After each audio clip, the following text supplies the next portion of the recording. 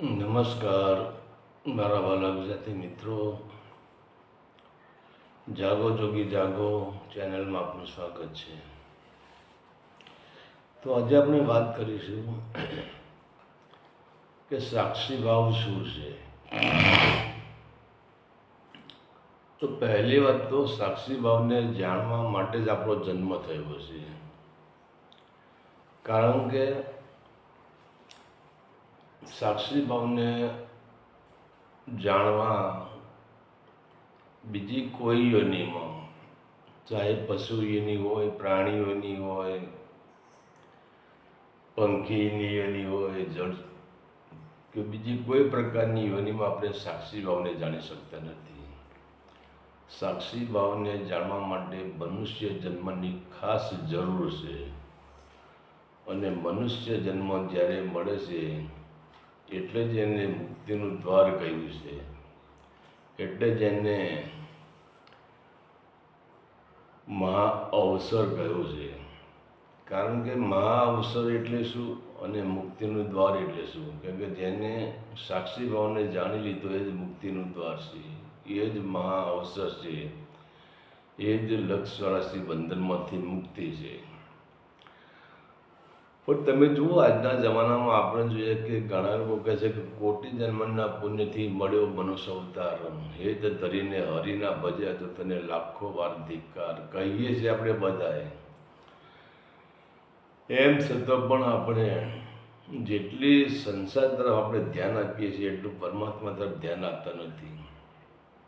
બીજા નંબરે આપણી જે લાલ લાઇટ છે એ પરમાત્મા તરફ છે અને હેડ લાઇટ છે એ સંસાર તરફ છે. તો વિચાર તો કરે, આજના મનુષ્યને તમે અવલોકન કરો. કોઈ મનુષ્ય તમને આમ ખીલેલા ફૂલ જેવો હસતો રમતો ખિલખિલાટ નહીં દેખાય. કોઈ માણસ આનંદિત નહીં દેખાય. બધા માણસો ચિંતામાં જશે. જો એ ચિંતા પણ એક સમય 24 કલાક ચિંતામાં, 24 કલાક કોઈને કોઈ પ્રકારના વિચારો નું આવરણ એમના અંદર હશે. અને મનુષ્યનો એક જ ધ્યેય હોય છે કે મનુષ્ય શું ગોતતો હોય છે. મનુષ્ય, તમે કોઈ પણ મનુષ્યને પૂછો તું આ નોકરી કેમ કરીશ, તું ધંધો કેમ કરીશ, તું ખેતી કેમ કરીશ, તો એમ જ કહે કે શાંતિ માટે. તો મનુષ્ય શાંતિ શોધતો હોય છે. હવે વિચાર કરો, મનુષ્ય શોધે છે શાંતિ અને એને મળે છે અશાંતિ. કોઈ મનુષ્યને આજ સુધી શાંતિ મળી નથી. અને જે શાંતિ ન મળે તો એને તૃપ્તિ પણ ન મળે, અને તૃપ્તિ પણ મળી નથી. તો અતૃપ્તિ મળી છે અને અશાંતિ મળી છે, શાંતિ ક્યાંય મળતી નથી. અને બીજા નંબરે મનુષ્યને તમે જુઓ, આજના એવો ફસાઈ ગયો છે કે ના પૂછો વાત. તો બીજા નંબરે મનુષ્યની હાલત આજે એવી થઈ ગઈ છે કે જો તમારી ચાવી તમારી પાસે નથી, તમારા જીવનની ચાવી તમારી પાસે નથી, તમારા જીવનની ચાવી બીજા પાસે છે. કોઈ બીજું માણસ તમને ચલાવી રહ્યું છે. તમે તમારી મરજીથી તમે ચાલતા નથી.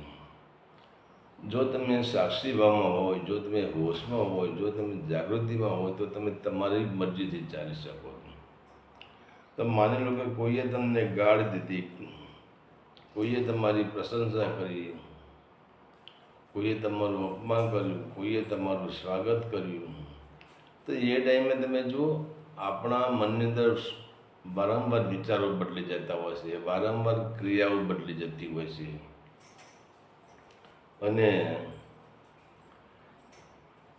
તો આપણે પૂરેપૂરા જ, કોઈ આપણી જો અપમાન કરે તો આપણે ક્રોધમાં આવી જઈએ છીએ, અને કોઈ આપણું સ્વાગત કરે તો આપણે આનંદમાં આવી જઈએ છીએ. પછી કોઈક આપણું ખરાબ થઈ જાય તો આપણે નિરાશ થઈ જઈએ છીએ, બેચેન બની જઈએ છીએ. આ બધી શું અવસ્થા છે? આ બધી ચિંતાની જ અવસ્થાઓ છે. અને ચિંતામાંથી જ આ બધું ઉદ્ભવ થાય છે. તો કહેવાય છે કે જ્યારે કોઈ આપણું અપમાન કરે તો દુઃખી થઈ જઈએ છીએ, અને મનુષ્ય એમ માને છે, આનું મુખ્ય વસ્તુ જે છે કે તમે કોઈએ તમને ગાળ દીધી, કોઈએ તમારું અપમાન કર્યું, પણ તમે દુઃખી ક્યારે થયા, તમે ક્રોધે ક્યારે ભરાણા કે તમે આ શરીરને હું માની બેઠા છો? તો તમે એમ માનો છો કે આને મને ગાળ દીધી, આને મારું અપમાન કર્યું, આને મને લાફો માર્યો, આને મારું ખરાબ કર્યું, પણ એ હું છે એ જ એને નિકાળવાનું છે. અને હું નિકાળવાનું નથી, હુંને જાણવાનું છે. હું કોણ છું? છેવટે હું ક્યાં બચે છે? આપણે કહી દઈએ કે હું આ છું, હું આ છું, હું આ છું, હું આ છું, આ મારું શરીર છે, આ મારું નામ છે. તો તમે જે એટલું તો વિચાર કરો, તમારા શરીર ઉપર આંગળી મૂકીને તમે બતાવો કે આ હું. વસ્તુ અશક્ય છે, જેમ તમે આંગળી શરીર પર આંગળી મૂકીને તમે તમને બતાવી શકતા નથી, એવી જ રીતે તમે કોઈ પણ જગ્યાએ આંગળી મૂકો તો તમે અહીંયા આંગળી મૂકો તમારું નાક આવશે, અહીંયા આંગળી મૂકો તમારી પાંપણ આવશે, તમારા ડોગા આવશે, અહીંયા તમારું કપાળ આવશે, તમારું વાળ આવશે, તમારા હોઠ આવશે, તમારી મૂછ આવશે. આખા શરીરમાં તમે આંગળી મૂકો, તમે તેમ ક્યાંય છો જ નહીં, તો એ જ બેહોશી. અને એ બેહોશીના કારણે આપણે જે ભટકાઈ ગયા છીએ. અને બીજા નંબરે આપણે પહેલાં તો નંબર શું છે કે આ બેચેનીના કારણે, આ ચિંતાઓના કારણે, આ વિષય વાસનાઓના કારણે, આ અજ્ઞાનતાના કારણે પહેલા જ નંબરે કે આપણી સોચ, આપણી વિચારવાની બુદ્ધિ બહુ ટૂંકી થઈ ગઈ છે. આપણે પૂર્ણ વિચારી શકતા નથી, કારણ કે આપણે લોકોની આશા રાખીએ છીએ, લોકો ઉપર આપણે નિર્ભર થઈ ગયા છીએ, ગુરુઓ ઉપર નિર્ભર થઈ ગયા છીએ, સાધુ સંતો ઉપર નિર્ભર થઈ ગયા છીએ. હવે મેં તમને કહ્યું કે તમે પોતે શરીર નથી, નામ તમારું શરીરનું નામ નથી. તો હવે તમે સ્વયં આપણે આ પ્રયોગ કરી શકીએ છીએ કે આપણે શરીર ઉપર કોઈ પણ જગ્યાએ આપણે આપણી આંગળી રાખીએ, આપણો હાથ રાખીને જોઈએ તો આમાં તો ક્યાંય શરીર નથી. આ તો પૂરેપૂરા આખા શરીરમાં જે આપણે જે લાગે છે એ બધા અવયવો જ છે, પણ શરીર તો ક્યાંય છે જ નહીં, તમારું નામ તો ક્યાંય છે જ નહીં. તો એ પછી આપણને ખબર પડવી જોઈએ ને કે આપણે બેહોશીના કારણે હું શરીર છું, હું શરીર છું, આ મારો હાથ છે, આ મારી આંખ છે, આ મારો પગ છે, આ બધું હું કરી રહ્યો છું, આ મારી બુદ્ધિ છે, આ બધું ખોટું છે. કારણ કે આમાં તમારું શરીરમાં તમારું નામ જ ક્યાંય નથી, અવયવો જ પડ્યા છે. તો એ જ આપણી બેહોશી છે. અને એથી આપણે જાગૃત જોઈએ છે કે આપણે સંસારમાં જોઈએ છે, સંસારમાં મનુષ્ય જન્મથી લઈને મૃત્યુ સુધી તમે જુઓ, જે સંપત્તિ પોતાની નથી અને જે સંપત્તિ મૃત્યુ સમયે કોઈ પણ વસ્તુ જે આપણી સાથે આવતી નથી, એવી સંપત્તિને એકઠી કરવા માટે તમે જુઓ આખું જીવન વેડફી નાખે છે. અને એ સંપત્તિને કહે છે કે મારી સંપત્તિ છે, એ ખેતરને કહે છે કે મારા ખેતર છે, એ ઘરને કહે છે કે મારું ખેતર છે, એ બેંક બેલેન્સને કહે છે કે મારું આટલું બેંક બેલેન્સ છે, મારું આમ છે, મારી ગાડીઓ છે, મારી પાસે આટલું સોનું. પણ તારી પાસે શું છે? આ બધું જેમ આપણે શરીર નથી, એમ બહારની જે દેખાતી સંપત્તિ એ પણ આપણી નથી. સિર્ફ એક પિક્ચર જ છે, રંગમંચ છે. આપણે જોઈએ કે અને તમે જુઓ આજનો માણસ બેહોશીના કારણે એટલો બધો ભાવુક થઈ જાય છે કે પોતે પોતાને ભૂલી જાય છે. ઘણી વખત એવા પિક્ચર સિનેમા ગૃહમાં એવા પિક્ચર ચાલતા હોય છે અને એક માણસ સીટ ઉપર બેઠા બેઠા પિક્ચર જોતો હોય છે અને પિક્ચરની અંદર અમુક એવા સીન આવતા હોય છે તો એ સીન જોઈને માણસ અમુક સમયે ક્રોધમાં આવી જતો હોય છે અને બીજા એવા કોઈ કરુણ સીન આવતા હોય છે તો એ સીન જોઈને એ માણસની આંખમાં આંસુ આવી જતા હોય છે, એ માણસ રડવા લાગતો હોય છે અને એ માણસ શોકમગ્ન થઈ જતો હોય છે. પણ અરે ભાઈ, વિચાર તો કર, તું આ ક્રોધમાં થઈ ગઈ છે, એ પણ તારી અજ્ઞાનતા છે અને તું રડવા લાગ્યો એ પણ તારી અજ્ઞાનતા છે. કારણ કે જે પિક્ચર ચાલી રહ્યું છે એ પ્લાસ્ટિકની પટ્ટી જ છે, એમાં સત્ય કંઈ નથી, એ અસત્ય જ છે. અને અસત્યને તું સત્ય માનીને તું રડવા બેઠો છે. તો પિક્ચર ચાલુ થાય ત્યારે આપણે જોઈએ કે આપણે 3 કલાક માટે આપણે એકમેક થઈ જઈએ છીએ. તો એ જ આપણી બેહોશી છે. આપણે પિક્ચર જ્યારે જોતા હોઈએ ત્યારે આપણને ખબર છે કે સામે એક કેનવાસનો પડદો જ હોય છે અને એના પર જે પિક્ચરનું જે મશીન ફરતું હશે એનો પ્રકાશ જ પડતો હશે, બીજું કંઈ જ હોતું નથી ત્યાં. તો તમે જુઓ પિક્ચરમાં કેટલી મારામારી થાય છે, કેટલું ખૂન ખરાબા થાય છે, કેટલી બંદૂકની ગોળીઓ છૂટે છે, કેટલું પાણી એ પિક્ચરના પડદા પર વહેતું હશે, કેટલા કરુણ દ્રશ્યો હશે, કેટલાય માણસો રડતા હોય છે. તો આ બધું જો કાયદેસર જ હોય તો પિક્ચરના પડદાને કેમ કંઈ થતું નથી? પિક્ચરનો પડદો કોઈ દિવસ કલંકિત નહીં થાય, એના પર કોઈ કલંક લાગતો નથી. એમાં આપણે સ્વયં, તમે પોતે અકલંકિત છો, તમારા અંદર કોઈ કલંક નથી. એટલે કહેવા માટે તમે અકર્તા છો, કોઈ તમે સ્વયં કરતા જ નથી. અને બીજા નંબરે આપણે શું, સંસારમાંથી આપણને ઘણું બધું જાણવા મળે છે, પણ મતલબ આપણે બેહોશીના કારણે જાણી શકતા નથી. માની લો કે આપણે યાત્રાએ નીકળ્યા અને યાત્રાએ નીકળ્યા, માની લો કે આપણે જુનાગઢ પહોંચી ગયા અને જુનાગઢ પહોંચીને આપણે જુનાગઢમાં રાત્રે રોકાણ કર્યું. તો પછી જે ધર્મશાળામાં આપણે ઉતારો કર્યો એ ધર્મશાળામાં આપણે રાત્રે રોકાણ કરીએ તો હવે શું કે એ ધર્મશાળાને આપણે માની લઈએ છીએ? ના. તો પછી એ ધર્મશાળાને આપણે સવારે છોડી દેવી પડે છે. તો જ્યાં સુધી આપણે સવારે ધર્મશાળાનું હું દ્રષ્ટાંત કેમ આપું છું, આપણે ધર્મશાળા અંધકારમાં જ રાખીએ છીએ અને સવારે છોડી દઈએ છીએ. એટલે અંધકાર એટલે કે જ્યાં સુધી આપણી અંદર અંધકાર છે, અજ્ઞાનતા છે, ત્યાં સુધી આ સંસારરૂપી ધર્મશાળાને આપણે આપણી માની લઈએ છીએ. પણ જ્યાં સુધી સવારે સૂર્યોદય થાય છે, કોઈ આપણને સારા ગુરુ મળી જાય, સાચા ગુરુ મળી જાય, કોઈ આપણને કલ્યાણકારી ગુરુ મળી જાય અને એ જ ગુરુ આપણને અંદરથી જગાડે અને આપણી અંદર જ્ઞાનનો સૂર્ય થાય અને જ્ઞાનનો સૂર્ય થાય અને જ્ઞાનનો પ્રકાશ થાય, ત્યારે પછી આપણને એમ લાગે છે કે ખરેખર આ ધર્મશાળા જ હતી અને હું આને ખોટો આમાં પકડીને બેસી રહ્યો, મેં આને ખોટો કલર કરાવી દીધો, મેં આને ખોટું રિપેરિંગ કરાવ્યું, કે મારે તો આમાંથી નીકળી જવાનું હતું, આ ક્યાં મારા બાપનું હતું. પણ એ આપણને ક્યારે ખબર પડશે? રાત્રે ખબર નથી પડતી, અંધકારમાં ખબર નથી પડતી. પણ અજ્ઞાનરૂપી અંધકાર જો આપણા ઉપરથી હટી જાય અને જ્ઞાનરૂપી પ્રકાશ થઈ જાય, ત્યારે જ આપણને ખબર પડે છે. અને બીજા નંબરે આજે આપણને જે સગવડો મળી રહી છે, તમે જુઓ પહેલાંના આજથી 50-100 વર્ષ પહેલાં તમે જુઓ, કોઈ આટલી બધી ફેસિલિટી નથી, આટલી બધી સગવડ નથી. ત્યારે માણસના મનની અંદર એક ભાવ હતો, એક પ્રેમ હતો. અને અત્યારે સગવડો જ લોકોને મારી નાખ્યા છે.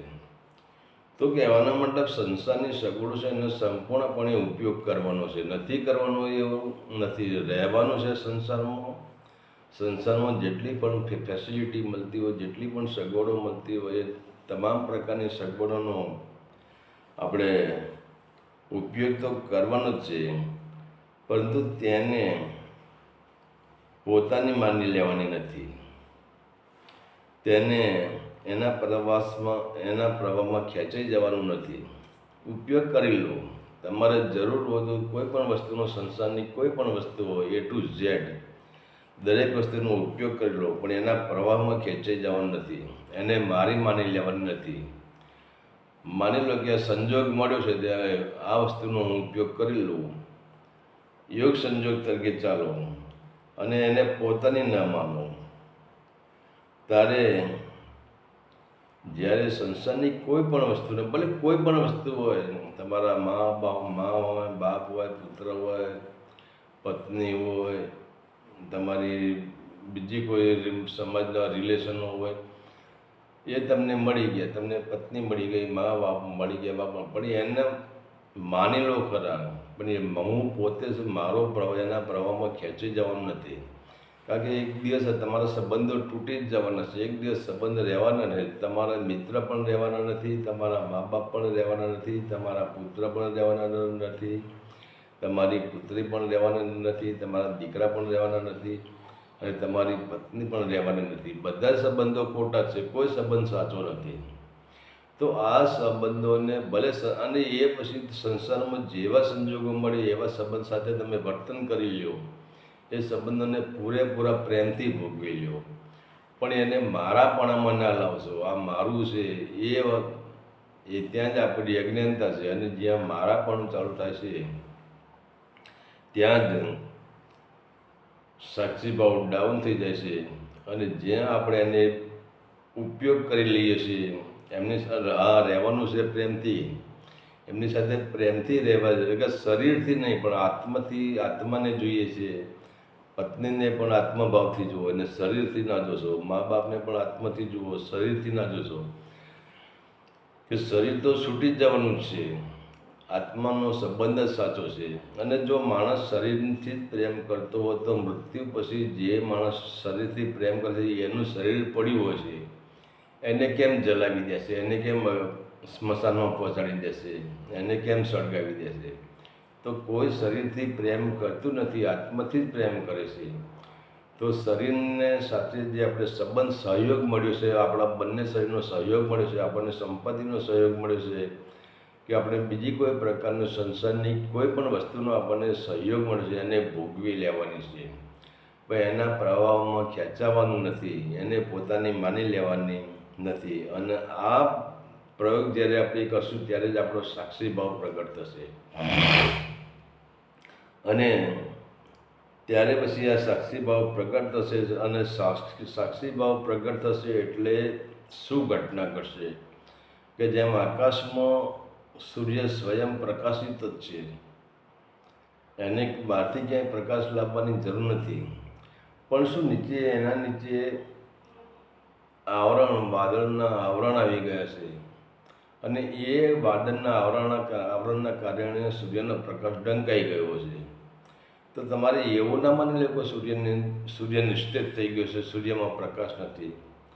પણ આ આવરણ જ્યારે હટી જશે ત્યારે સૂર્ય સ્વયં પ્રકાશિત થઈ જશે. એવી જ રીતે જ્યાં સુધી આપણા જે સંસારના જે આપણા સંબંધો છે, સંસારની જે આપણને વસ્તુઓ છે સંસારની, એને બધી જે આપણને સંસારની એક વસ્તુઓ મળી છે, ગમે તે વસ્તુ હોય કોઈ સંસારની, એ સંસારની તમામ પ્રકારની વસ્તુ જે આપણને મળી છે એને પ્રેમથી ભોગવી લેવાની છે, અને એને ભોગે પછી છોડી દેવાની છે. તો એક સમયે શું થશે કે જેમ સૂર્ય નીચે વાદળો આવવાથી સૂર્ય દેખાતો નથી, એ જ રીતે આપણી ચેતના ઉપર એક સંબંધો, એટલે સંબંધોના આવરણ એટલે કે વિષય વાસનાના આવરણ. અને આપણે જોઈએ કોઈ આપણો આ જગતમાં જેટલા પણ આપણે સંબંધો રાખ્યા છે એ બધા સંબંધો, ભલે પછી પત્નીના હોય, મા બાપના હોય, કે કોઈ પણ પ્રકારનો સંબંધ હોય, એ આપણે વિષય વાસનાથી જ રાખીએ છીએ, એ આપણે લાલચથી જ રાખીએ છીએ. અને એ જ્યારે સંબંધને આપણે માનીએ કે આ સંબંધ બધા ખોટા છે, હું આ શરીર જ ખોટું છે, પછી સંબંધો ક્યાંથી સાચા હોય? તો આ બધું ખોટું છે.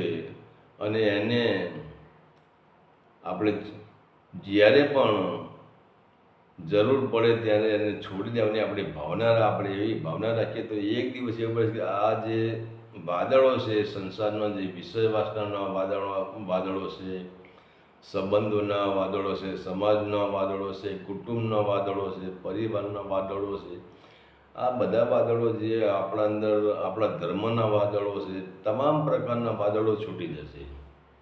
અને એક દિવસ એવો છે કે તમે સ્વયં સાક્ષી ભાવ થઈ જશો, તમે સ્વયં સૂર્ય બની જશો, અને તમે સ્વયં પ્રકાશિત હશો. તમારે બીજા કોઈના પ્રકાશની જરૂર છે જ નહીં. તો તો કહેવાનો મતલબ શું છે કે પહેલાં આધ્યાત્મિક લાઈનમાં પહેલાં ભલે તમને ગુરુ નહીં મળે તો કંઈ ખાસ જરૂર નથી, પણ પહેલાં તમે તમારી વિચારસરણી અને તમારી દૃષ્ટિને દૂર લઈ જાઓ, તમારા વિચારો ઊંચ કોટીના રાખો અને ધીરે ધીરે તમે સંસ્કારોનું સિંચન કરો. અને સંસ્કારોનું સિંચન કરશો ને તમારી બુદ્ધિને તલવારને ઘસો અને એને ધાર કાઢો. અને ત્યારે પછી ધીરે ધીરે તમે આવો સોચ વિચાર કરશો તો તમને ખબર પડશે કે જગત મિથ્યા છે, શરીર મિથ્યા છે, સંબંધો મિથ્યા છે, પરિવાર મિથ્યા છે, સંપત્તિ મિથ્યા છે, તમને VIP ડિગ્રી મળી હોતી એ પણ બધું મિથ્યા છે. અને જ્યાં મિથ્યા હોય ત્યાં હું નથી તો સાક્ષી ભાવ ઓટોમેટિક પ્રગટ થઈ જશે. હરિ ઓમ તત્સત. આદેશના પ્રણામ.